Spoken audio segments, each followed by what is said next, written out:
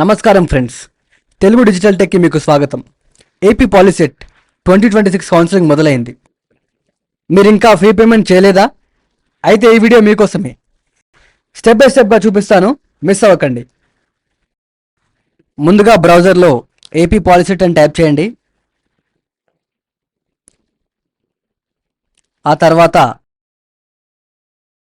Search చేసిన వెంటనే రెండో ఆప్షన్లో AP POLYCET online web counselling అని ఉంటుంది, దాని మీద క్లిక్ చేయండి. ఓపెన్ అయిన పేజ్లో మీకు online certificate verification and fee payment అని కనిపిస్తుంది. అక్కడ మీరు AP POLYCET hall ticket number, rank,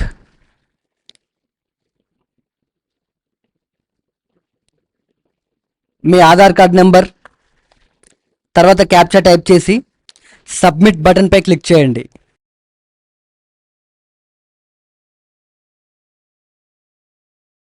submit చేయగానే స్టూడెంట్ యొక్క పూర్తి డీటెయిల్స్ ఇక్కడ ఓపెన్ అవుతాయి.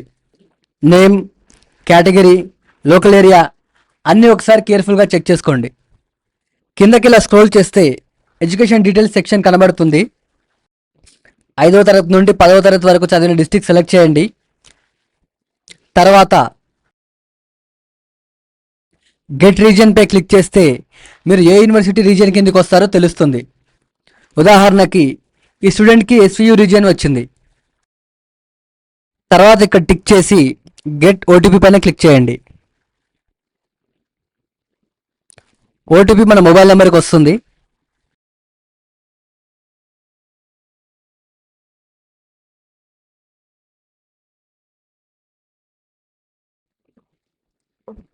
ఓటీపీ ఇక్కడ ఎంటర్ చేసి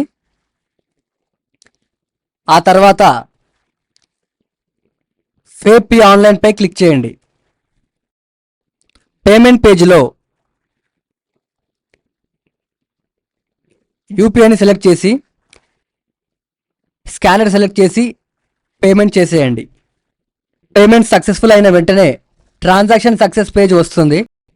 ప్రింట్పై క్లిక్ చేయగానే మనకి ఇలా ప్రింటర్ సెలెక్ట్ చేసుకోవాల్సి ఉంటుంది. ఆ తర్వాత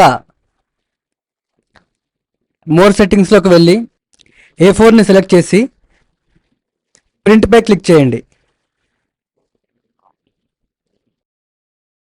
ఇక్కడ ప్రింట్ ఆన్ బోత్ సైడ్స్ పై సెలెక్ట్ చేసి ప్రింట్పై క్లిక్ చేయండి. మనం మన అప్లికేషన్ మరియు పేమెంట్ స్టేటస్ ట్రాక్ చేసుకోవచ్చు.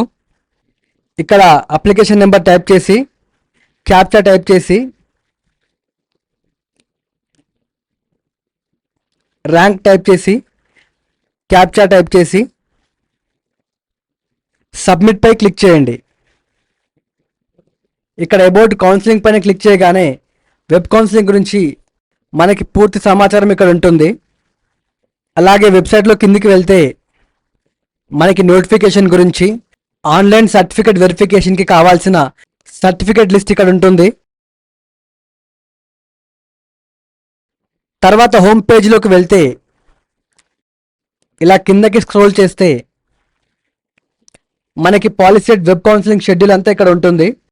ముందు ఆన్లైన్ సర్టిఫికేట్ వెరిఫికేషన్ ఉంటుంది. ఆ తర్వాత వెబ్ ఆప్షన్స్ ఎంట్రీ ఉంటుంది.